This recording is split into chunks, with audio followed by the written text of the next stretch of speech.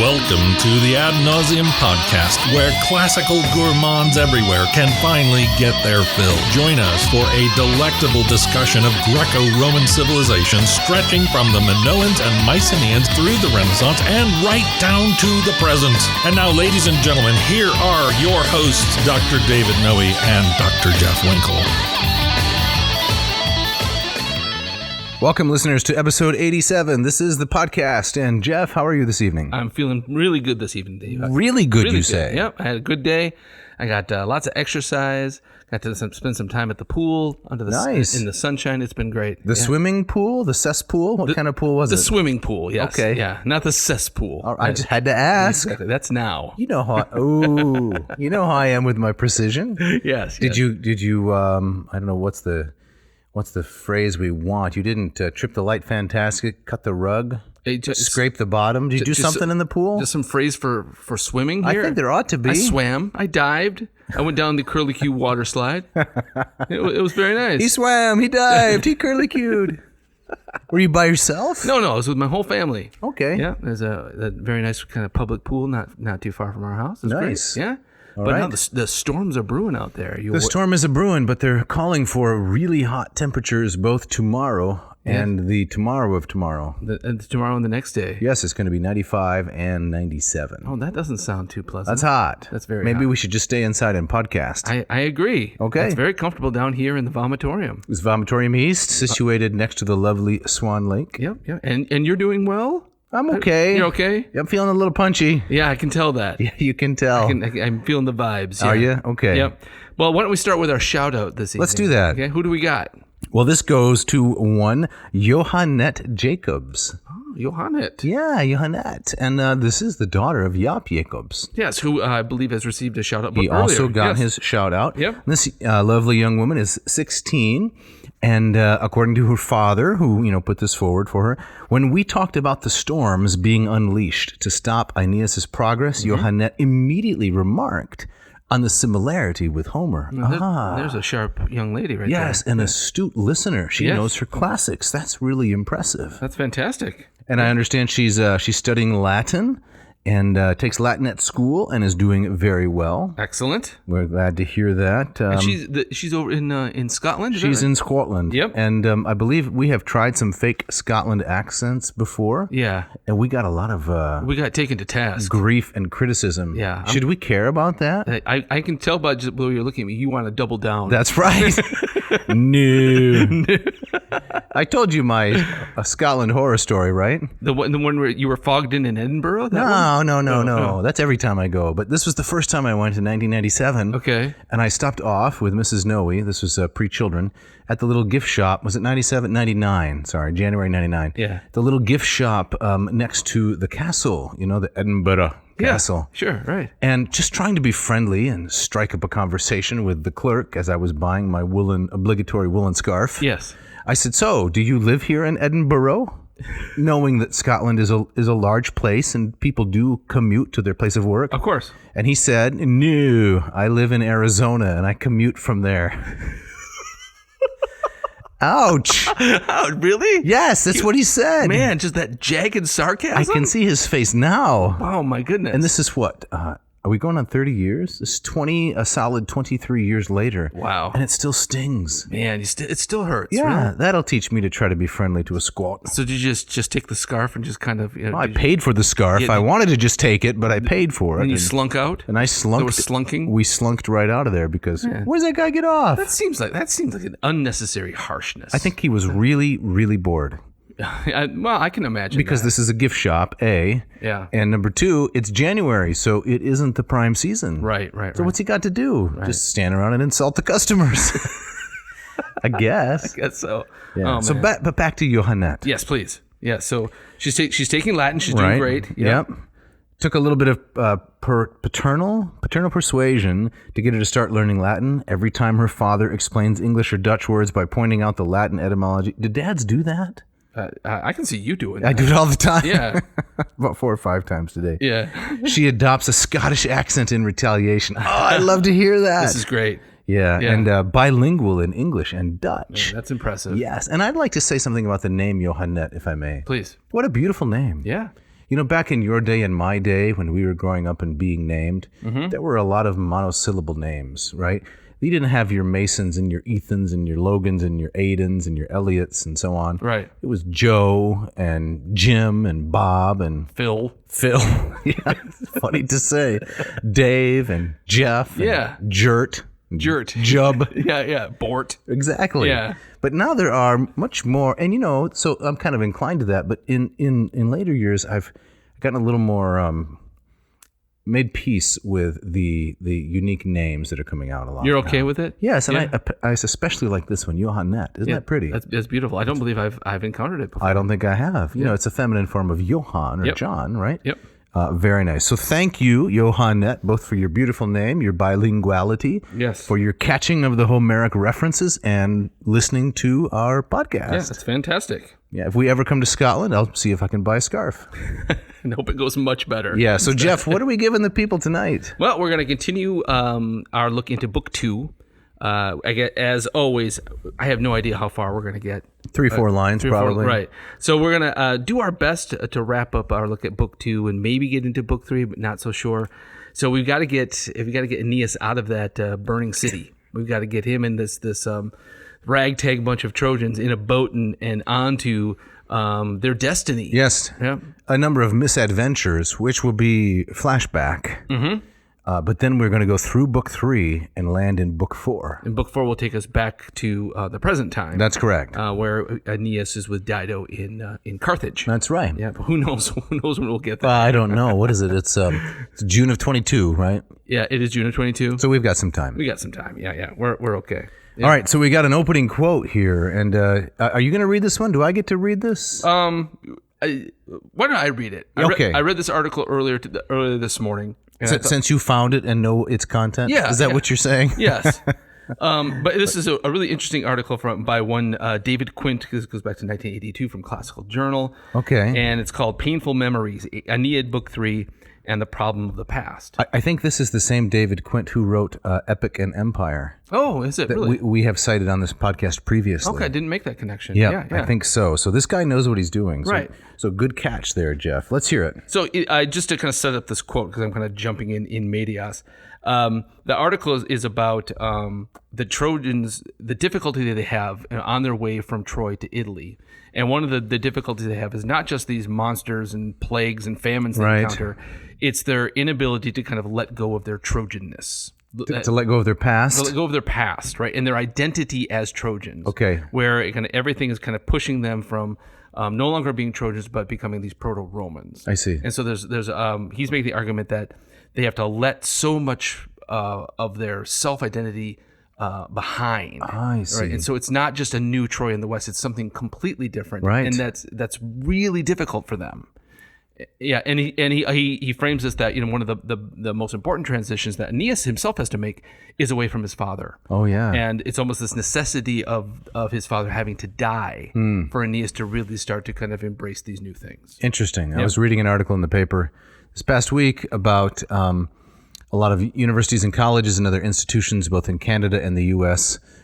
Maybe our listeners are even familiar with this, listing that they are operating on land that supposedly belonged to indigenous peoples. Yeah. You know this movement. Yeah. Right. It's called decolonization. Right. Right. And it strikes me then that the Trojans have to decolonize themselves. They do. They have to jettison an entire cultural identity. They do. And substitute for it a culture that hasn't really developed yet. That's right. Right. That's a big challenge. Exactly. I mean, in some ways, it's not. It's and we'll see this. It's not the cleanest of breaks. I mean, there are these stories and traditions that early Trojan ancestors came from Italy, so Right. there is a kind of full circle here. But what Quint is arguing, and I think he's very persuasive, says that they really have to kind of let go of their core identity as Trojans in the present to find their way to this destiny. Was there one especially poignant or bitter memory of the past of which they had to let go? Like an insult they received in a gift shop or something? Not so quite. It wasn't quite so much. I mean, in Quint's argument, it wasn't so much kind of a bitter memory. It's what I took it as kind of his main idea is that they're so traumatized by what they've just lost that anything that kind of just just in the smallest way resembles what the city that they lost, the traditions that they lost, they will jump on it. And so as we'll see, when the first stop that they make, Aeneas just starts building a new city. Right. And it's like, this is it. You know, Yes. they're basically, they took down 2 exits off the highway from Troy. So, okay, new city. Right. They're so desperate to kind of, to recapture what they lost or find a way to mourn what they lost. And fate just says, no, you have to keep going. Right. It's like when you're on a family road trip, right? And as soon as you leave home, the question, emerges from the back seat. Right? Almost immediately. Yes. Are we there yet? Are we there yet? No, we're still in our own driveway. So this is all of Aeneas's men. Yes, exactly. Right. So let me read this. We should probably give the people the quote. We should, right. So as evidence of this, Quint writes, the oracle at Delos appears to be a dead giveaway. After having been addressed as Dardanidae Duri, only a willful interpreter would not instruct the Trojans to seek out the birthplace of Dardanus. Anchises' mistake is particularly glaring and thus demands the reader's close attention. Perhaps swayed by the injunction to seek out his ancient motherland, antiquam exquirite matrem, Anchises' thoughts about Crete turned to the cult of Cybele, imported from that island to Troy. His associations of ideas thus parallels the first error which the Trojans commit in Book 3, the choice of Thrace for the site of their new city, a choice which seems to be influenced by the sociique penates of the Thracians. In both cases, the Trojans are reassured by religious rites in the alien lands, which are identical to their own. In the episode of Thrace, Vergil reinforces this identity with a replication in the verse itself, and so on and so on and so on. So everywhere they go, the language that they use, the words that they hear are words that remind them of their past. I see. And they take that as kind of an invitation to stay. And these are each of the false foundings Yes. that we'll find in Book 3. Right. So they bounce from place to place, from Thrace to Delos to Crete, to the Strophides. Right. And in each place, they're kind of so eager just to kind of start carving up the land and building walls and making laws. And in each case, something quite horrible or unsettling happens, which tells them, move on. Don't they stop off at Actium as well? I believe they do. I think they do. At Actium. Well, that's a great way for Vergil to tie in recent Roman history, right? Yes, Augustus and the guy who cuts the checks. Yes, exactly right. So that's what we're going to give the people tonight? Maybe, if we get to Book 3. All right. But we've got some business to finish up in Book 2. Yeah, right? and I like the way that you read that Latin there, Jeff. I take it you are a veteran Latin student and instructor yourself. I have. I've been away from teaching the language for many years. I miss it very, very much. I know. But that's one of the things I love about doing this podcast is it brings me right back into it. Right. Yeah. So Dave. Yes. If people listening to the podcast would like to learn some Latin and read some Latin and translate some Latin, what would be the best way for them to do that? Well, I can modestly say that this is the best way. No, maybe it's not the best, but this is a very good way, I'm confident. They should go to latinperdiem.com/LLPSI. The LLPSI stands for Lingua Latina Per Se Illustrata, that fabulous textbook written by Hans Orberg and published by our publisher, our sponsor. Hackett Publishing. That's correct. And Unit 1, you can log on and check out Unit 1. So this is, I think I'm up to 22 instructional videos now with a live audience and numerous office hours. And I got recordings of the texts, the chapters, quizzes, assignments, the whole thing. So like the Moss program, it's self-paced, expert, and accessible. And I meet with students each week and answer all of their Latin questions. That's fantastic. So latinperdiem.com/LLPSI. Yes, it's $199. I think it's a really good value. Fantastic. All right, so let's get back into Book 2 here. I think when we left our audience in the previous episode, the city was burning and collapsing. The Trojans were being slaughtered, and the Greeks they had charged the citadel. Priam had been killed at the altar of Minerva. And Aeneas he's frozen in indecision. He doesn't know what to do. Should he go to some kind of noble suicide, going down with the ship, or should he flee the city? So this is where we play that Bon Jovi song that you probably loved. Which one? Blaze of Glory. Oh, that's a terrible song. I knew you were going to say that. Yeah. How could our musical tastes be so different? Shut down Yeah, That's a great song. That's a terrible song. What's so bad about it? Well, you know the story behind that song. No. Right? So the more famous Bon Jovi song, Wanted Dead or Alive. I like that one. Well, they were making this movie, Young Guns. Do you like Wanted Dead or Alive? I've heard it too many times. It's okay. Okay. It's okay. I liked it back in the day, but I don't need to hear it again. It gets a 1 star from Jeff. No, I wouldn't Okay, say Winkle. that. Okay. So the producers of Young Guns, this film about Billy the Kid and Right. the Regulators, they went to Bon Jovi and they said, "Hey, can we use that song Wanted Dead or Alive?" Right. Because it's it's got that kind of that twangy cowboy feel to it. Yes, and Bon it's aggressive musically. Yes. And Bon Jovi says that's fine, except it's about touring, right? On a steel horse I ride. Is that really what you want? And then they said, well, could you write us a song in that same vein that's more about cowboy stuff? Nice. And John said, I'll do that. And so it's For free, probably. Oh, of course. No, yes, exactly. No money was exchanged. So, right? well, where's the unhappy ending here? Well, it's he's ripping off himself to kind of kowtow to this stupid movie. So the whole story just kind of cheapened it for me. Really? Right. And so what about when we do a clip show? Yeah. Aren't we going to be ripping off ourselves? Of course, and it's going to be so craven. Right. So when I hear that song, I just hear, oh, it's just a poor man's version of that much better song. Huh. Right. So. Okay. Yeah. I still like it. Okay, that's but fine. we know That's I fine. have. Maybe this is why you know so much more about pop culture than I do. Why is that? Because when it comes to pop culture, I have no taste. Or you don't obsessively read about the backstories behind this stuff. There you go. There you go. Yeah. So back to book 2. Yes. The encounter with Helen is where we are. Yes, and I think this is so interesting. So as Aeneas is really strikingly, as we observed last time, he's kind of this weird passive observer of this stuff going on. He kind of stands there while Priam is killed, and he's kind of wandering around. He sees Helen, in many ways, the source of the origin story of all of this. She's stuff. the catalyst. And she's crouching by Right. an altar of Vesta there, and he thinks to himself, "What should I do?" And he's so angry that his first thought is, "I should take my sword and kill her." Yes. Right. But Dave, I'm wondering if you could read some Latin. I would love to. Yes.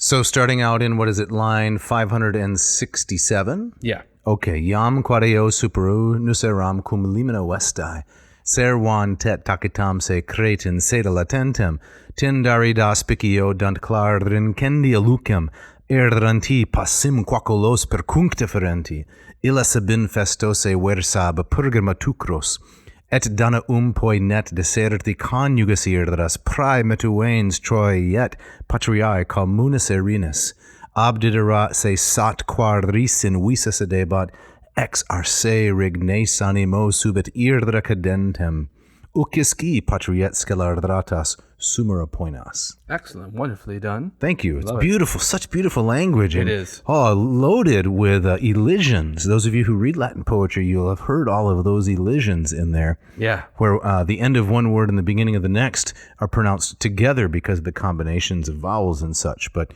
it makes for rapidity. Yes, exactly. It moves things along. It just gives it such a different feel to it. I love it. Right. So here's Lombardo's wonderful translation. The more I read his translation, the more I wish that was my first encounter with the translation. Oh, you're just saying that because of Hackett. I'm not saying that. I know you're not. I really, really like it. I think this Instead of some of the others that we could mention. Right. Yeah. In fact, I think this is a superior translation to his own Iliad and Odyssey. Huh. He just did a marvelous job with this. Wow. I'm sucked in. But here are his translation of those lines. Now I alone was left, when I saw, hiding in the shadows of Vesta's shrine, Helen, daughter of Tyndareus. The bright fires gave me light as I wandered here and there, casting my eyes over everything, fearing the Trojans' anger for Troy's fall, the vengeance of the Greeks, and the wrath of her deserted husband, Helen, destroyer alike of her own country and ours, this detestable woman, crouched by the altars. My soul flared with a burning desire to avenge Troy and make her pay for her sins. And I thought this is so interesting. This is such a different Helen that we see, back home in Sparta in the Odyssey, where she's really kind of running the show. She's spiking. You remember she's spiking Menelaus' drink with some kind of magic potion to kind of dull his senses. The pharmaca. Yeah, and she tells the story. No, she was out there mimicking voices. She was in kind of command of the situation, and here we have her just completely abandoned and lost. It's such a haunting image. Do you think that, obviously it's speculative, but and no doubt a paper has been written on it, or maybe even a book, that Vergil is deliberately undoing the Homeric portrayal from Odyssey 4? Because in Odyssey 4, as you just described so nicely, in the home of Menelaus in Sparta, she is saying, no, I was really actually doing something good. I was there. I was helping. I was on the good side. Right. And now it's the complete opposite portrayal. No, I think that there's something to that. I think Vergil's saying that this is what really went down. And then Helen, but using her pharmaca on her husband, she's freer to kind of construct this false identity and really say, no, I was on your guys' side the whole time, right? But I think this is interesting that I don't think Vergil, like Homer, doesn't just throw anything in there for the sake of throwing it in. No. So he tells us that Helen is crouching at Vesta's shrine, and for the Romans, the Vesta as the goddess that keeps the home fires of the empire burning, right? Like Minerva, like Diana, associated with virginity, right? And just the irony of Helen, who's known for her promiscuity, right? Exactly. Her sexual crimes kind of started this whole thing, right? The irony of her crouching at Vesta's shrine, the last place where she's going to get pity, right? Yeah, exactly. That's the contrast, and yet she does. Because why? Why doesn't Aeneas run her through? Because he desperately wants to, right? What does he say? My soul flared with a burning desire, exarce rignes animo. That's very nice. Yes. Well, I think this is a recurring theme throughout the Aeneid, is that I know that one of the criticisms of the character of Aeneas is that he's passive, right, as we've seen, right? He's not a go-getter, right? But I think our big reason for that is that fate and Venus they show up and they basically tell him, I know you want to do that, but you can't, right? And so fate has bigger demands and prevents, I think, Aeneas from doing the things that we might expect him to do in that moment, or even want him to do for the sake of drama, as interested observers. Yeah, and so he's constantly being pulled away from this. But I think here too, there's also this really interesting layers that I think in Venus, if we look at the Iliad and those scenes with Aphrodite and Paris and Helen, Venus has so much of her own reputation invested with Helen. Right. And maybe in some ways she's saying, no, look over here. I'm going to show you. It's really the gods that are destroying the city. It's not Helen. Maybe Venus is almost saving some face by allowing Helen to live because she's invested so much of her own reputation in that. I don't know. But I think it's one of the layers that's kind of thrown in here. That's very suggestive. It reminds me of another song that you'll hate. Yeah. Dreams in the Mist. I don't know this song. I think it's hard. These dreams go on. Oh, these dreams, yes. These dreams. Yes, yeah. Go on when I close my eyes. How does the rest of that lyric go? Every second I'm awake. I don't know. I usually change the station as soon as I hear the first two bars. I walk without a scratch through a stained glass wall. That's a terrible line. Is that really in that song? Yeah. I was going to say that's the best line. Could it be cloak and dagger? Could it be spring and fall? That's what it is. Oh, I walk without a touch through a stained glass wall. Wow, you know that song really well. I couldn't give this. Because I never change when it comes on. Right. So that's who Aeneas is, right? He's in a dream state. Yes. Yeah. I think that's a good metaphor here. He's kind of floating through everything, right? He doesn't seem to be. I mean, he's in the midst of all this fighting. Vergil never once, I don't think, says that he gets nicked by an arrow or no. Right? He's protected by the goddess, of course, right? She's watching everything, but that just makes him just even more removed and aloof from all of this stuff, right? Yep. So we're moving on then, right? Yep. He doesn't kill Helen because Venus says, "Don't do it. Don't do it," and then she's gone. And as we know, Helen is ultimately taken back by Menelaus, and they make their way back to Sparta. And or Egypt, according to Stesichorus. The alternative ending, but they get blown off course and lost for a while. Right? We're not interested in that. No, and neither is Vergil. So Aeneas says, "Okay, we're gonna get out of here," but the good man, family man that he is, he rushes back to his house. Right. And who's waiting for him there? Well, he's his father, aged Anchises, his wife Creusa, and Ascanius / Iulus is waiting there, his little boy. Right. And so he's got to gather them all up and get them out of here. And here's where we get that emblematic scene of Roman piety, where he takes up his father on his shoulders, and his father grabs the penates, the household gods, and he grabs his little boy by the hand, and they run for it. And this is the Barocci painting. Yes, the very famous Barocci painting where Creusa is separated from the group. Yeah. some social distancing by just a little bit. And I was reminded also when reviewing my notes for this, that there's a Bernini group in the Borghese Galleria. Yes. Yeah, one of 4 in that amazing place. Yes, and of this very scene. Bernini, in my opinion, the ultimate sculpture master of all time. I find him a little too precious. Do you really? Yeah, I like the masculine sensibility of Michelangelo. Just the hulking nature of some of his portrayals. I see. But still, I am a great admirer of Bernini. Yeah. Okay. Yeah. We can explore that in later. a gurgle, maybe? In a gurgle, yeah. All right. And I wonder. I was curious what you made of this. So Creusa follows at a distance, kind of lagging behind, and Vergil seems to be making a point of that. Yes. And so Aeneas has one arm, for his father, another hand for his son.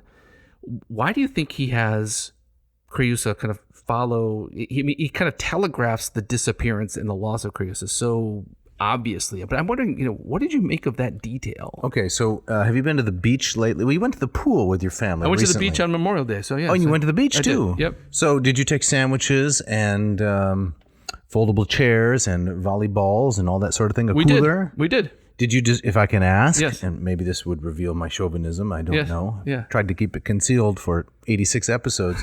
Did you lug all of the heavy items yourself, or were they equally distributed between you and Mrs. Winkle? I took the massive cooler. Okay. And most of the rest of the stuff was distributed amongst my boys. Okay, so you were carrying a lot of heavy stuff. Yes. Was Mrs. Winkle walking right next to you as you carried all that heavy stuff? She was. She didn't have to observe a little bit of a distance to be outside of kind of the drop zone? No, there was no need. Not even for the sake of my argument? But I've seen what you're describing. Right. Yes, that's a common scene. Yes. Okay. You got something on your shoulder. You've got the chair slung over your shoulder. You've got the baseball bat in one hand, the cooler. You're leading the dog by the... maybe this is ridiculous, but... Maybe it's just because if you're carrying an old man on one shoulder and you're fully armed and you're leading your son by the hand, is the other person going to be able to walk very close? I don't know. I mean, I was thinking that it was loaded with something bigger, right? You should be impressed by how unpoetic and unimaginative my explanation is. Because it's a pretty awful explanation. Well, I mean, I think that in some ways, because going right for the poetic and the metaphorical in some ways can lead you to something ridiculous. Yes, that's true. So sometimes applying Occam's razor and just saying, okay, what's the simplest explanation is the best one, right? Right. But this one, it struck me. It reminded me so much of Orpheus and Eurydice. Yeah. And I think at least at some level, Vergil wants us to make that kind of connection and said, we know this story. The guy's leading us out of hell, and the burning ruins of Troy. In other words, yes, and the woman is falling behind. Who's going to be the victim of the sight taboo or whatever. Yes, of course, the sight taboo. So, like Lot's wife, Orpheus Eurydice. The taboo is the taboo associated with the particular sight. Turning around, looking where you're not supposed to look leads to the tragedy. So sight as in one's gaze. Yes. SIGHT. Yeah. See, this is a problem with English. Yeah, it is. SIGHT, SITE, CITE. It goes on and on. Yeah, it's a mess. Homophones. Yeah. I think you're right because, of course, Vergil covered this episode at great length in Book 4 of his Georgics. You remember that? Yeah. Right. So you could say even that the entire poem, those 4 books, are leading up to that story of Eurydice's eventual death. Yes. All right. So I think that making that connection here is we're on good footing. I think so. Yeah. Right. I mean, it also struck me too is just in terms of the culture and the times, a kind of expected female deference to the men, and maybe in some ways to could explain it. Sure. Well, we've talked about the notion of filial piety. Right, pietas generally and filial piety, it goes to your father and to your son. Right. So in a real sense, in a Roman family, although I'm sure that the actual personal dynamic was richer than this, the official word was, the woman is not really integral to the enterprise. Yeah, she's there to have children and take care of others. She doesn't have an identity of her own. Right. Yeah, no, exactly. But at the same time, when Aeneas discovers that she's missing, he goes running back into the flames. Yes, and I don't think it's just out of a sense of duty. No. I think it's out of a sense of real love. Yes, I do too. So Aeneas is gathering. He takes his son, he takes his father to this cypress tree outside the city, where he starts to notice that he's not the only one. Right. And it's the meetup place. It is the meetup place, right? So, and there's an abandoned temple of Ceres out there. Again, a detail which puzzled me, but I don't want to go down all of these rabbit trails. There's like a Starbucks billboard that's fallen apart halfway. Exactly right. Yeah, an advertisement for Walter Mondale's campaign, right? That takes me back to 1984. 84. Geraldine Ferraro. That's right. Was the running mate. And got trounced. Yes, I think. 49 states to 1. Wow, that's incredible. I think Mondale won his home state of Minnesota. That's incredible. Right. So those kinds of broken down things, but they are the rendezvous point, the meetup point. Yes. Did you have one of these when you went to the beach? In case you got separated? No, we didn't. It wasn't that much of an expanse of territory. But, yeah. But back in high school, we there was a place. Hey, let's meet up at the the water tower. At the water tower. Exactly right. This was the day before cell phones. Yes. So that has changed everything. Imagine if Aeneas and company, what kind of texts would Creusa have sent? Yes, Aeneas, right? Yeah. BRB, right? Yeah. That kind of thing. Yeah. And this probably never would have happened. Exactly. This separation. Right. Have you seen that? I can't remember if we talked about it, but there was an article that came out that if the characters in Seinfeld had cell phones, it would have solved every plot problem in almost every episode. 3/4 of the plots are just done. Just gone. Right. That's interesting. Yeah. So they meet out there, and Aeneas starts to notice that they're not alone. And little by little, there are these refugees from the city trickling in, and he starts to gather the group, the core group, which is going to be the people that get on the ships and go off to find this new destiny. Mm-hmm. Is it a kind of a montage A-team sort of moment? Yeah, kind of an arming scene. Right, exactly. I remember when they the A-team, they'd always they'd revamp the van. Correct. Right. Turn it into a tank. Exactly. Even though it was a tank at the end of the previous episode. But it's different, though, because all of this is tinged with not optimism, but still a kind of wretched despair. Yeah, exactly. And a kind of PTSD. That's right. It's hard to get excited about a montage when there's so much suffering. Right. Yeah, usually montages are there to kind of pump you up, right? Exactly. Rocky's getting into shape. That's right. Right. Punching the big slabs of meat. You probably don't like any songs by Survivor. Oh, in a kind of nostalgic kind of way. I don't think they're great songs, but I like them. Right, exactly. All right. I mean, you can't not like Eye of the Tiger to some degree, right? I like it. I just don't try not to like it like you do. Right. Can I tell you a funny story about the Eye of the guy who sang Eye of the Tiger? Sure. So his name's Dave Bickler, who's the original singer for Survivor. And I have a good friend, a former roommate of mine in Chicago, who writes television and radio jingles. And he's a fantastic musician. And they were doing this... They were doing this actually a Super Bowl spot, of course, called "Real Men of Genius." I think it was like from Budweiser or something like that, and it was very sarcastic and very, very funny. And they brought in Dave Bickler to sing the tagline. And my friend Sam said to him, he says, "What we're looking for in this, we want something kind of really kind of hammy and over the top in like 1980s." Right. And Dave's immediate response, he goes, "Oh, that comes very naturally to me." Isn't that great? That's good. That comes very naturally. It does, yeah. That's wonderful. So Creusa is missing. Aeneas notices in the midst of all of this, and I think to his great credit, I mean, here we see I think Aeneas, the action hero, right? He goes back into the city only to remember he encountered Hector's ghost earlier. That's correct. And now he encounters the ghost of his own wife, and it's too late. She's lost. There has to be communication with the dead. Yeah. In an epic. Yes. There has to be communication with the dead, because otherwise, how are you going to know anything about destiny? Right. There's just too much information that the hero needs to know in the context of an epic that he can't get from his immediate surroundings. Yeah. So the dead have to tell him things. Yes, and it happens a lot in these first few books. As we know from our 2 episodes, A Pain in the Nequia. Oh, way back, Odyssey 11. That's right, episodes 1 and 2. That was Odysseus' whole purpose in going to the underworld is, I need information. Right. Yeah, he goes and gets the essential information from Tiresias, which Circe tells him, but then he gets a whole lot more. Right, because he's so curious. He wants to visit Agamemnon and Achilles and all the famous women and all the crimes and so forth. Yeah. But Aeneas, it's a little more convenient for him, although he will have his Catabasis Book 6. Yes. Which will reach in 2026, probably. Exactly. Here, the ghosts appear to him and they volunteer information. Right. Which is a nice touch. It is a nice touch. Although, I wanted to get your opinion on this. Books 2, and then also in book 3 too, it is heavy on the prophecy. I mean, everybody's prophesying, and there's constant. Anchises is pouring libations, saying prayers. Aeneas is. I mean, it's so heavy on the kind of the religious correctness, and I gotta be honest, it got a little old for me. Okay. And I'm just kind of wondering, why does Vergil? I mean, this is where he's very unlike Homer.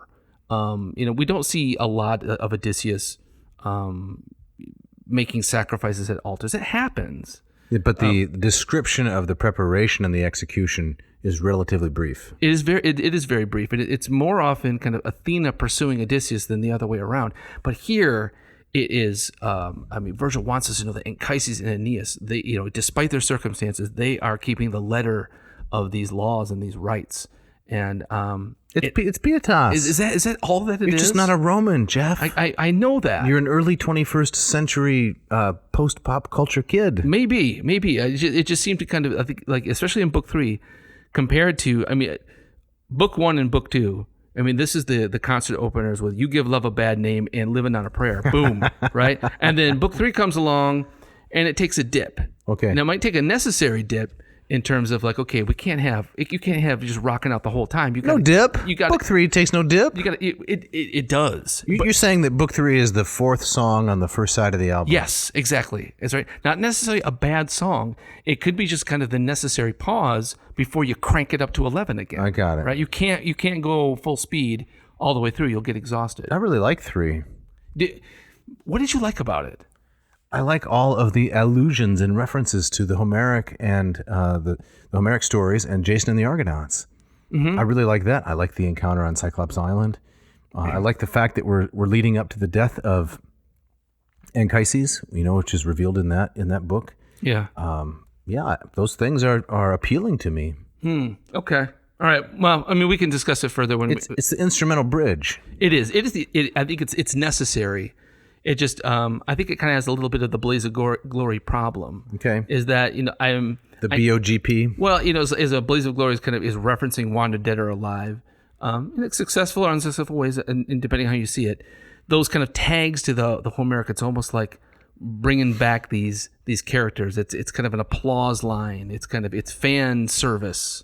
Look, there's the Cyclops. Look, and there's one of the guys from Odysseus' crew that got left behind, but isn't this like the cameo in every sitcom and every movie? Yeah. For example, the Marvel movies. Yeah. All of them until he passed away. Stan Lee has some bit role in all of them. It did. And the fans love that. I know, but for me personally, as that went on, and I enjoyed them less and less and less. Okay. When it comes to cameos, I like the Hitchcock approach. You're on screen for 2 seconds, and if you get it, you get it. If you miss it, you miss it. And it's gone. So book 3 is like that for you? It is kind of like that for me, right? So total sidebar. Yeah. I met a person last week whose first name was Cameo.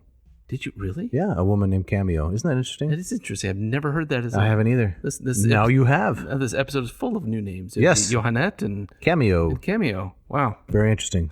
All right, so I think we're getting a little ahead of ourselves here. Mm-hmm. So Creusa comes to him and again tells him, "Hey, you got to get out of here. You have bigger fish to fry." Right. As they say. Can I read this little bit from Lombardo about the address of Creusa to her husband? Yeah. "What good does it do, my sweet husband, to indulge in such mad grief?" So she's appearing to him in a dream, remember? Well, in a vision as a ghost. Yeah.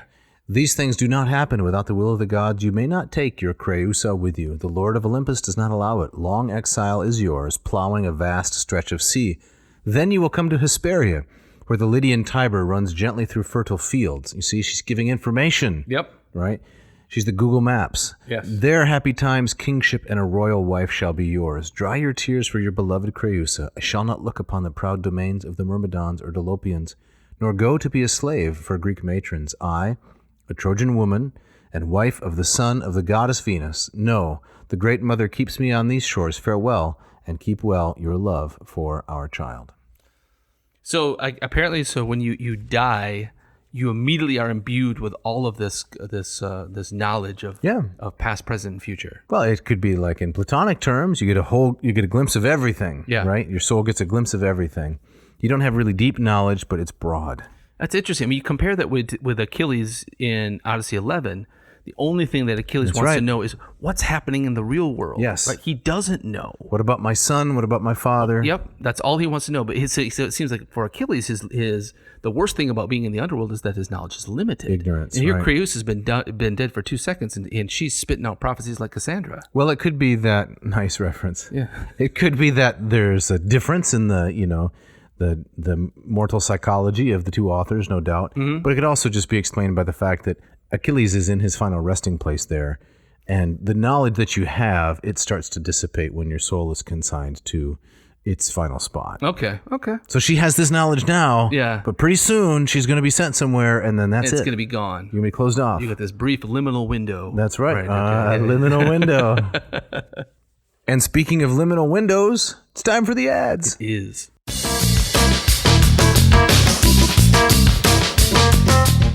This episode of Ad Nauseam is brought to you by Ratio Coffee. Jeff, how are you doing with the new Ratio 8? It's great. I love it. The hand blown borosilicate. That's right. Carafe. It's beautiful. When you headed to the beach the other day, Yeah. did you tank up on some coffee before you headed out the door? We had the coffee at home. Okay. I mean that carafe is not something that you take out of the house. No. It's something that's featured. Right. Exactly. But you keep it there not because it's not durable. Right. Oh no. No, Right. no. You keep it there because you want it to be in a place of honor. Of course, it's beautiful. Even Yes. my wife the other day just said, "I love how this thing pours." Yes. There's just I tend not to think about that kind of stuff. No. Yeah, pouring is pouring. Right. It's not. And so no, I love the 8. It's such an elegant machine. I in some ways I don't feel good enough for it. Yeah. Yeah. To make a reference to a previous episode, would you say it's like the Millennium Falcon of coffee makers? It is definitely right. It made the Kessel Run in less than 5 parsecs, I believe. So tell me something about the process in case people haven't listened to the previous 80 episodes. All right, so it's easy. You fill the tank. Okay. You get your cone. You put your grounds in there. And then you put that little lid on the top? Yes, you do. And then it's one touch. You hit the button. So you have to press a series of 6 or 7 buttons. You have to decide between different kinds of brews and different times, and you have to crank it up to get it going. And Not at all. It's one button. one button? Right. It's not. You don't have like the dial, the flip switch, nothing. It's just one button. One button. And then it takes you through the 3 stages. Okay. You got the What's bloom. the first stage? You got the bloom. Okay. And that's where all of the CO2 is off gassed, and you don't have to deal with it at all. Should we say bloom with a brew? It's been a few weeks since we dropped that one. Yeah. I I particularly liked that one. Yeah, the bloom with the brew. The bloom is followed by the brew stage. Yes. Where you get the scalding hot water poured over the ground. Down through the metallic veins. Yes. It goes, I think, from 0 to 200 degrees Fahrenheit, like an old bicycle I had, in just a matter of 20 seconds. It's quick. You've got to have really hot water to make really good coffee. It's true. It's true. And then it drips into your carafe. Right. But you have to stay there and watch it, right? You don't have to stay there and watch it. You can listen to it from the next room. But you might want to watch it. You might want to watch it because it's just a beautiful thing to behold. Right. And then it's ready. It blinks 3 times and you're set. That's all there is to it. That's incredible. And every morning, just the perfect cup of coffee. Yeah, with your stainless steel and your walnut accents. Yes. A thing of beauty. It is a thing of beauty. And it's got a heft when you Lots of heft. It's a hulking flagon. Yep. So if one of our listeners don't already own the Ratio 6 or the Ratio 8, you spent some time with the 6 also. Another great machine. You can attest to it. Yep. What should they do? They should go to ratiocoffee.com. That's RATIO. And they can pick the 8 or the 6. And if they type in the coupon code ANCO89, Yep. Code which is good until the end of June, they will get, what is it? 15% off. 15% off. That's right. Either machine. Check it out. Don't wait. This episode also brought to you by Hackett Publishing. Hackett Publishing, with offices in Indianapolis and in Cambridge, Massachusetts. They've been in business for, I believe this is their 50th year. Absolutely. Yep, we love their stuff. I've got a number of their books on my shelf that I've used for personal reading and in my classes. Just great translations from all over the different areas of academia, especially in the classics. The Lombardo translation that we've been using a lot in these recent episodes is in the mix there. It's non-Perel. Yes, and they have LPSI. That's right. Dave's favorite Latin textbook you can get from Hackett. And I'm just, am I interrupt here? No, please go ahead. Okay, so I'm just looking at the website a little bit, and we have The Western Literary Tradition, A History of the Samurai, a source book, Your sons are fascinated by that, right? They would love that. Yeah. Yes. So why don't you buy it for them, you big should. cheapskate? 7 Myths of Military History, Classics in Western Philosophy of Art, The Essential Greek Historians, just incredible things. Plato's Laws, New Translation, The Hidden Berlin, you name it. You name it. Yeah. So listeners, if you go to hackettpublishing.com, that's HACKETT publishing.com, check out their immense catalog. It's not going to be difficult for you to find stuff that you're going to want to read. Click on what you want, and if you drop in the coupon code AN2022, that'll get you 20% off any order and free shipping. Which is incredible. Yeah. I don't know anybody who gives a 20% coupon and free shipping. No, you can't get that at Nile.com or Nile.com. Mississippi.com. Oh, I get your drift. Yeah, I get your delta. Right, yeah. Yeah, you're not going to get that there. So. Definitely not. No. And you'd be supporting this podcast. Now, we're not going to beg and plead. Are we going to beg and plead? We're not there yet. No. Okay. But you got to check it out because, this company is supporting this entertainment for your value. I hope you're getting something out of it. This would be a nice way to show some support. Yes, please do. This episode also brought to you by PopCityPopcorn.com. Jeff, we're popcorn people, aren't we? I'm a popcorn person. Yeah. And I know you are too. I am. So what is it that you like about this inflated grain? Well, I've loved popcorn since I was a kid. Mm-hmm. But up until very recently, I was just a, straight popcorn, salt, maybe a little butter, and that's it. Dyed in the bowl kind of guy. Right, and I thought that was kind of a, I was a purist, right? Right. And I kind of sneered at those who needed more. The froofy stuff. Yeah. Right? But this company has changed my mind. Okay. Right. And how did they do that? For me, it was the Parmesan cheese one. No. Yes. Really? I thought, I'm not going to like this because I've had, the Bloritos, Flacho Flanch flavor, and it makes me nauseous. So give us the backstory. What's the book 3 of your journey to delight in Pop City Popcorn? Well, they sent us that wonderful box with a bunch of different samples in it, and I thought, okay, I like popcorn. And I'm going to grudgingly try some of these new flavors because it wasn't my thing. Yeah. And I tried the Parmesan cheese. So when I told you about this new sponsor, you just kind of smiled politely, thinking, "Oh, okay, all right." No, I was into it because I love popcorn. Okay. But I thought I'm probably only going to like just their basic level. Right. Right. But it tasted so real, and I recognize that all that other stuff that I've tried that I didn't like, it was some kind of chemical. Yes. Chemical fake cheese that they put on there. Right. And when I tasted this, that is the real deal. Yeah. I thought, okay, I can do this. Right. And then I tried many of their other ones. I thought, yeah, the same thing. You can tell that the ingredients are quality ingredients. Yep. And it makes for a great popcorn fibery experience. Everything is top shelf. It is top shelf. I love the bacon cheddar. I love the movie theater popcorn. The butter rum caramel, that was a really delicious popcorn. You can actually taste the rum on the popcorn. Yeah. All natural ingredients. They use the highest quality. And I think last time, Jeff, you probably didn't catch this, I said it was our first Michigan-based sponsor. Yeah. Not true. We had another one. Oh, we did. Yeah, we won't mention them. Oh, yeah. I'm remembering right now. I do, yeah. Nevertheless, they are a Michigan sponsor down in Kalamazoo, servicing Kazoo, yep. Yes, servicing the Western Michigan University football team with all of their great popcorn and the entire stadium. Fantastic. Yeah. My boys loved the kind of the sweeter. Right. They love the two-way drizzle with the rainbow, the caramel and the chocolate. So, yeah, whatever you're into, you're going to find something that you're going to like. So if you'd like to try out this great popcorn, you want to live the AN life, as we say, with the drinking the fine coffee, the reading the great books, and then using a napkin, and then eating the wonderful popcorn. Yes. You want to go to popcitypopcorn.com, and you want to enter this coupon code, ANPOP20. That's ANPOP20. Now, you may not want to associate ad nauseum and popcorn, but trust us, this works. This works. And you will get 20% off if you are a first-time customer. Yes. So if you're a skeptic like I was, if you consider yourself a kind of a popcorn purist, you should try this. Absolutely. Because it will change your life.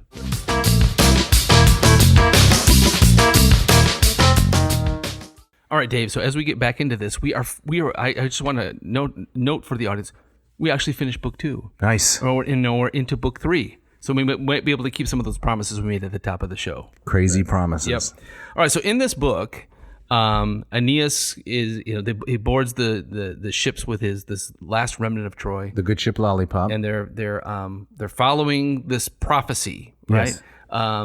But this prophecy that they have heard, at least Aeneas has heard at least a couple of times now, and he's going to hear multiple times in this particular book, but they keep bouncing from place to place, not really knowing where they're supposed to land. The general direction is go west, young man. Yep. So remember, Creusa, just before the break, Creusa says Hesperia, the west, right? But she also mentions the where the Lydian Tiber runs gently through fertile fields, right? But I'm assuming that Aeneas has no idea what the Tiber is. Right. This is completely unknown lands to him. Right. But piece by piece, and I think now that I'm thinking about book 3, I think one of the things that I like, I was telling you I was kind of irritated by the repetition of this stuff.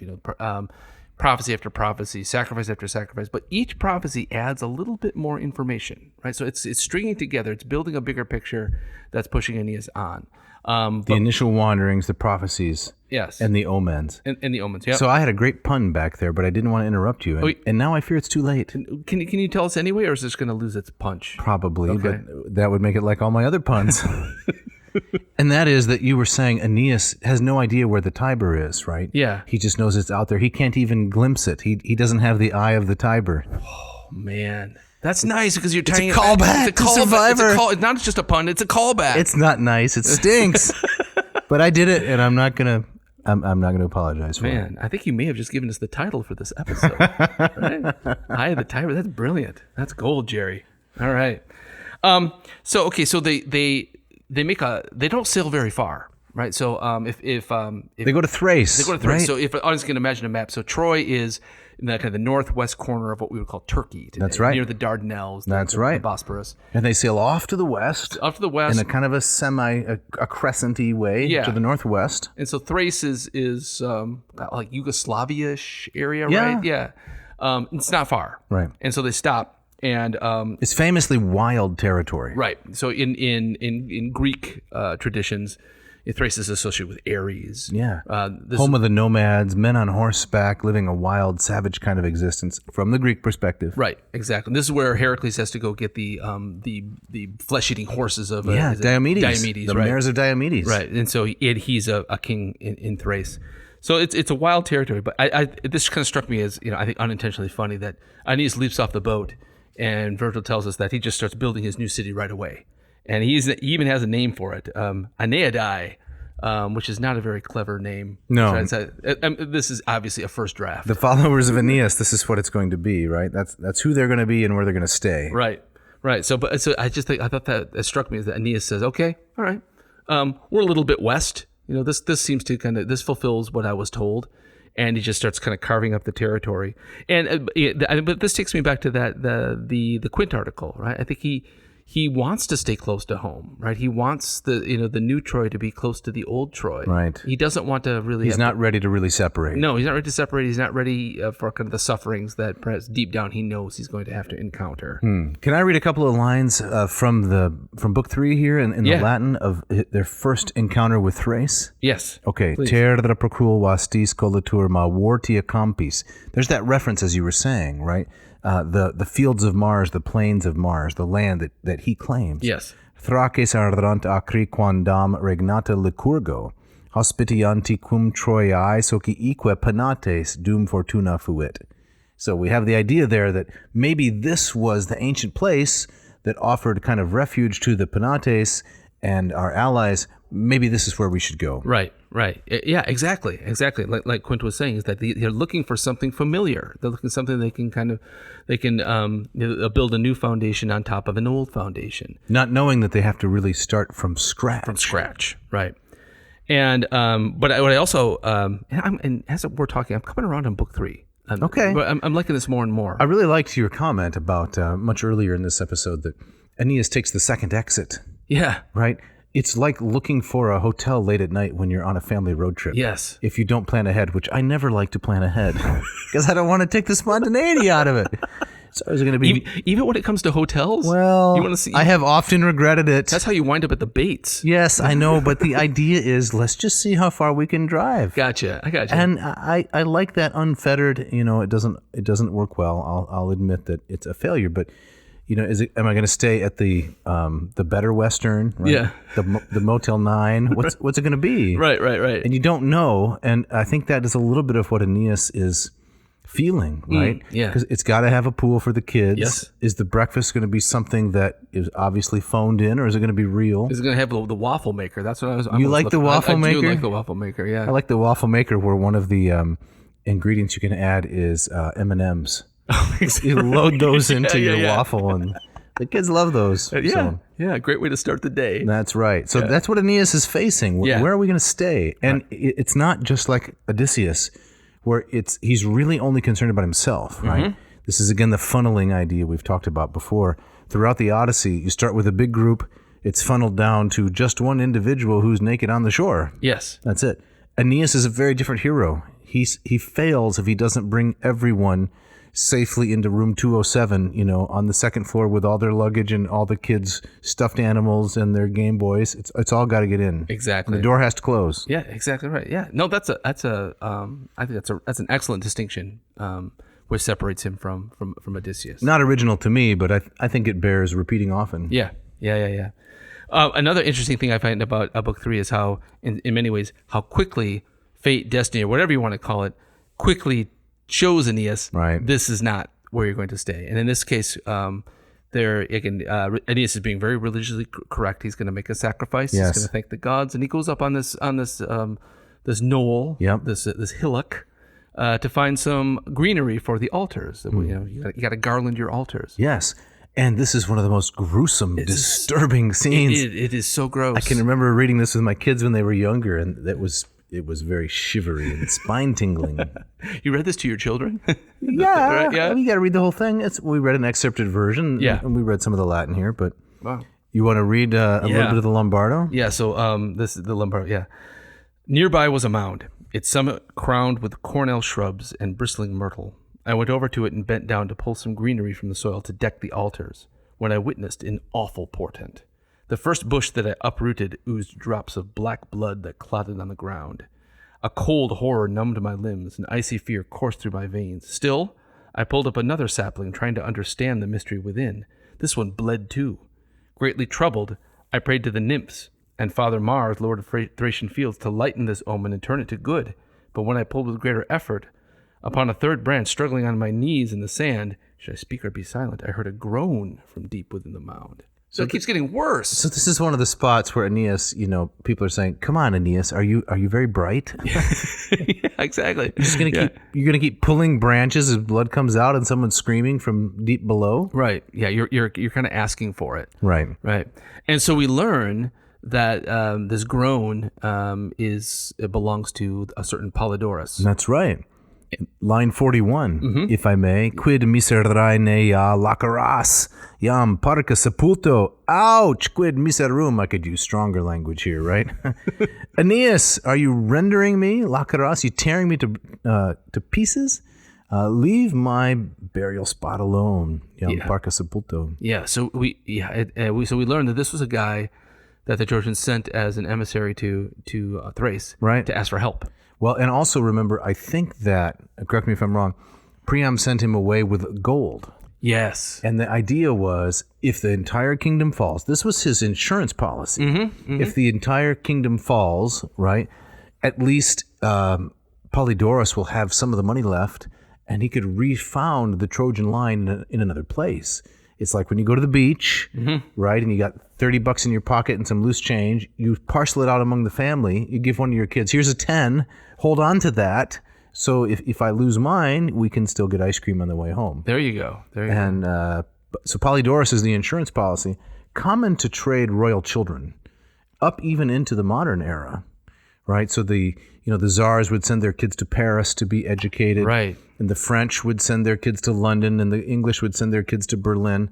And it's not just to learn another culture, but it's a little bit of insurance, because if you grow up in that environment, you're going to treat well those you were with.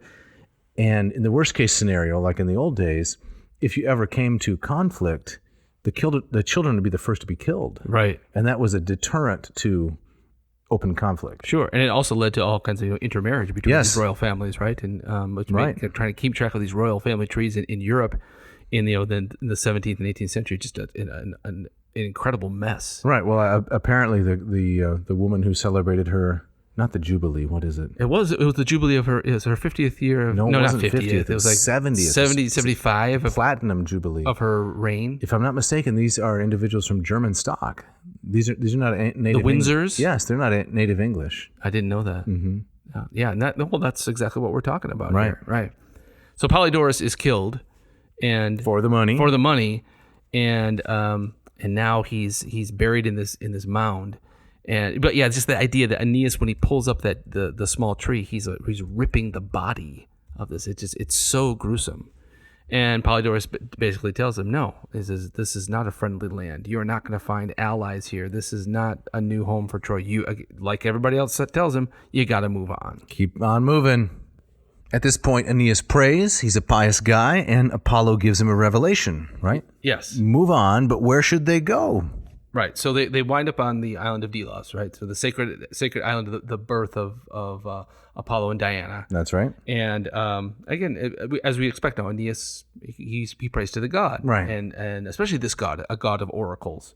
And Apollo's oracle again tells him, yes, you have a destiny. You're going to go to the west, but he's very vague about the particulars.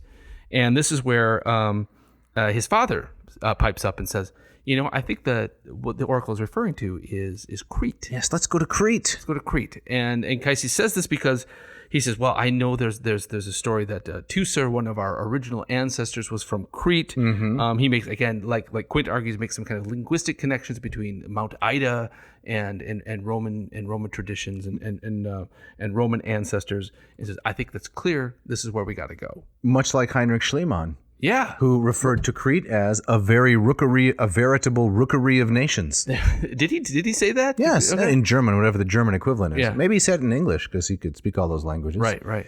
A veritable rookery of nations because it's located between Egypt and Europe. Yeah. And so then our man, Sir Arthur Evans, went there and found that civilization. So this is an old idea that Crete is a happening place. It is a happening place, right? And so if it is a rookery of nations, you're going to find something you can connect with there, Correct. Right. And so Anchises thinks, wrongly, because there seem to be these kind of personal and historical connections with Troy, that might be the next obvious place to stop. Right. So they go there, and once again, Aeneas leaps out of the boat, and he's making laws. He's drawing boundaries. In response to a rumor, though, right, that Crete has been deserted. Right. So this is perfect. So it's a kind of a tabula rasa. Yep. The tyrant is gone. He's away. So that's another reason. Well, okay, the gods have vacated this place for us. Right. You can I sympathize with Aeneas. Yes. Of not wanting to drag this out. There's a vacancy sign, you might say. Right. On the next off-ramp or That's a few correct. off-ramps down the road. They must have a non-smoking room. Right. And so, but when they get there, almost immediately, plague and famine. The crops are ruined. People are dying from disease. Again, fate is not very subtle about its promptings. Right. Yep. So I'm going to keep carrying on this metaphor until the audience is thoroughly bored with it. Go for it. You get into the room and there's a bucket for your ice, but no glasses. No glasses. Right. What am I supposed to do with that? Right. And then you go down the hall, and does the ice machine work? No. No. Do you know the old trick? What is the trick? Well, the trick is if you are carrying soda in cans, which is something that I did as a kid. Yeah. Because you're not going to buy expensive soda in a restaurant. Of course not. Get it at the grocery store. Yeah.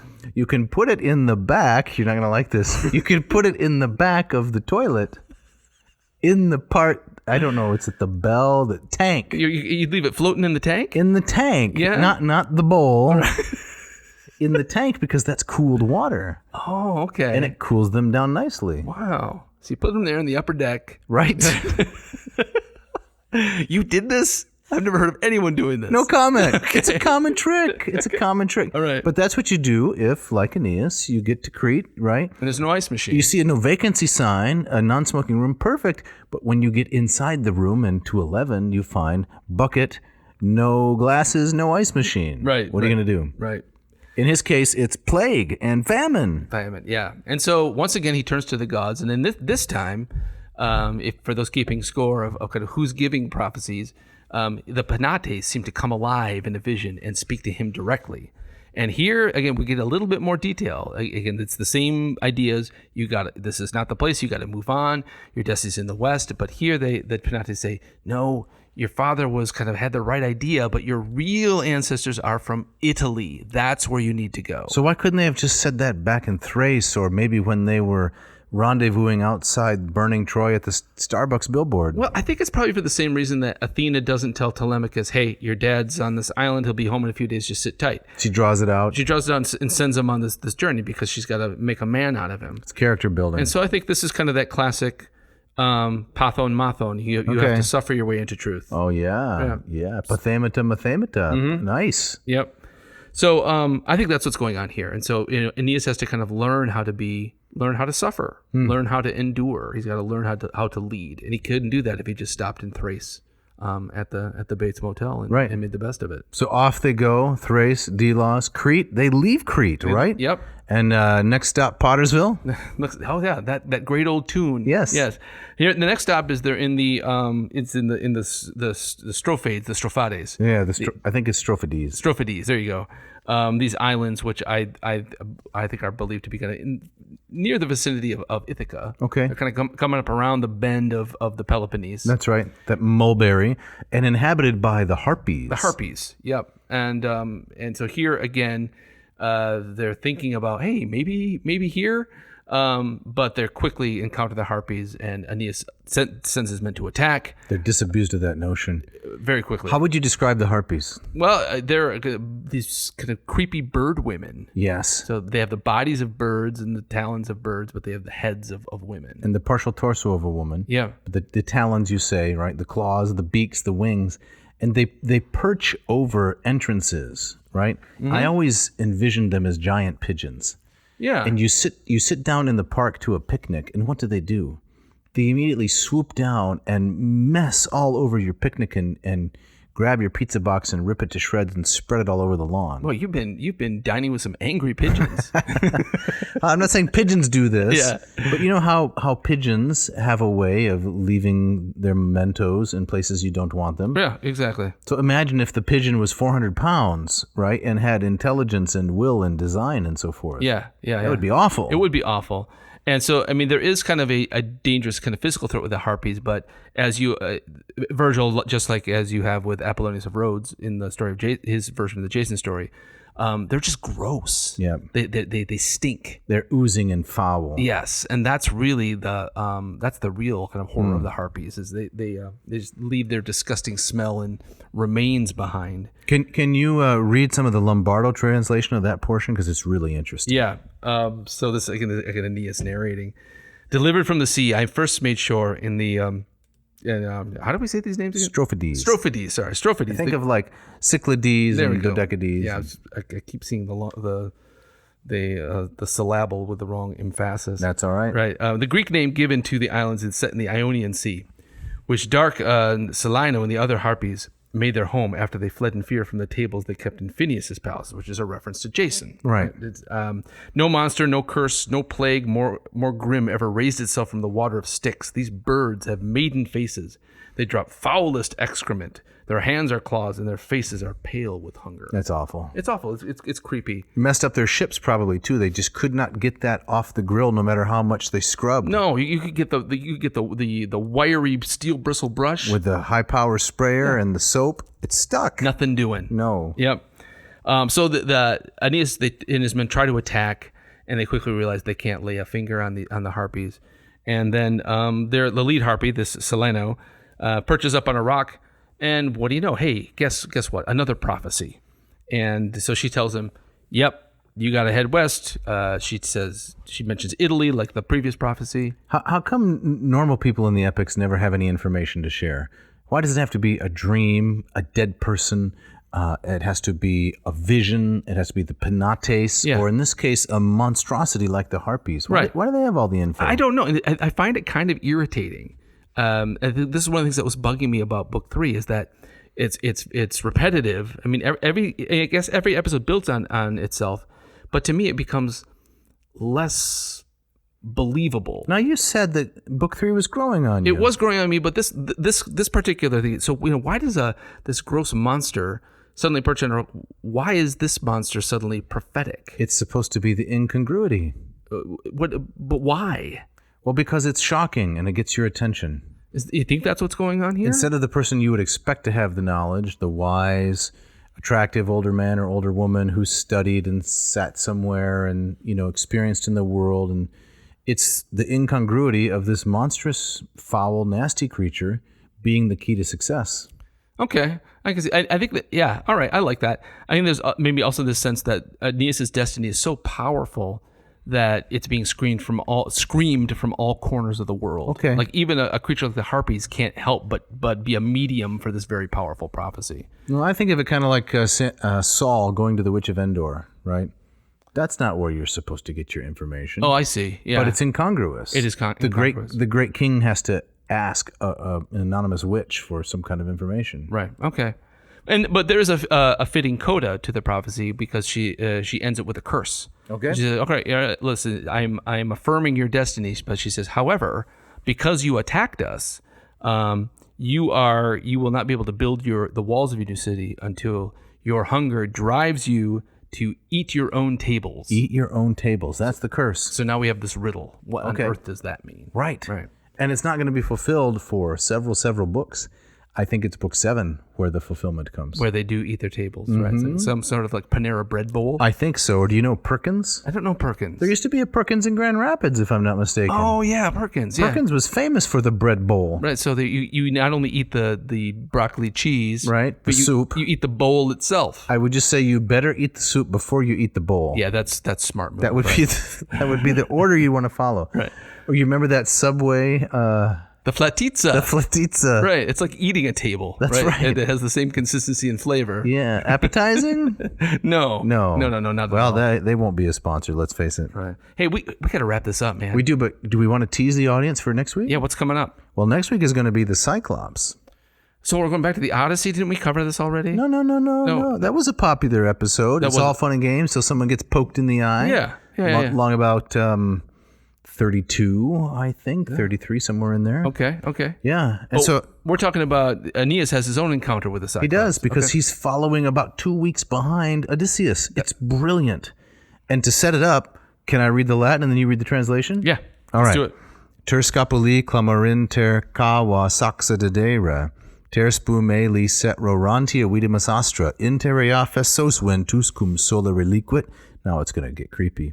Ignarri queviaci clopad labimur ordris. Very nice. And this is the translation I'm about to read is not Lombardo, but it is yours, right? Yeah, it's a little more than self-serving. Let's be honest. I translated this 15 years ago. All right. Let's hear it. But if you read it, you got to make fun of me a little bit. Take me down a few notches. Okay. All right. I'll do it. I don't know if there's anything funny in here, but we'll see it. 3 times the rocks from Hollow Cove echoed back their shout. 3 times the spray recedes as dripping stars shone out. While wind went slack and sun set down, exhausted at our oars, heedless of the deadly path, we glide to Cyclops' shores. There's some nice iambics in there. Thanks. Yes. I like the Cyclops shores part, I'll be honest. Yes. That's great. Yeah. But that's for next time. That's for next week. Let's hope the audience feels an adequate sense of suspense. Yeah. Is Aeneas going to be eaten alive by Polyphemus the Cyclops, or does he escape? We'll have to find out next time. Have to wait till next time. Tune in. All right, so we got some people to thank. Yes. We have a parting shot to read. We have some emails and stuff. But before we do that, Dave, tell us a little bit about the Moss method. I'll be very brief. If you want to learn how to read Greek, classical, Attic, Homeric, Ionic like Herodotus, you need to go to mossmethod.com, check out my free offerings, and then you could sign up for the course. It's $325, featuring in Module 1, 40 video lessons and 40 assignments and 6 quizzes and 2 exams. Let's face it, there's no reason for you not to learn Greek. It's a good value, and I know, Jeff, that you like the office hours. You've threatened to photobomb them several times. Yeah. One of these days, I'm gonna pop in there. I'm gonna take over and just ruin it for everyone. No, that would be great. You're gonna be the harpy in the office hours. Yes, exactly right. Yes. But yeah, with your foul excrement everywhere. Check this out. It'll take you from neophyte to erudite. We also need to thank Mishka Fernando, who is young woman who puts together all of this so nicely, our sound engineer. Thank you, Mishka, for doing great work. Yes, we also thanks going out to Scott Van Zen and Ken Tamplin for the great music that you hear at the beginning, at the end, throughout the episode. And if you're interested in Bon Jovi, whom we have been talking about a bit, you can check out one of Ken's vocal reactions to the Bon Jovi Then and Now. If you like that kind of stuff, it's pretty interesting. It is pretty interesting, but with Bon Jovi, the now is pretty depressing. So I'm just warning you. Maybe he'll be a guest sometime on the podcast. John? Yeah, come on. That guy can't even speak anymore. You got to aim high. All right. Yeah, and if you want to shout out, if you want to let us know what you like, what you don't like, an idea for an episode, we'd love that kind of stuff. We had a lot of international shout outs recently. Yeah. We had New Zealand, Tasmania, Australia, Scotland. Yes. Right. So fantastic. How about some hometown folks? Right. Here, right.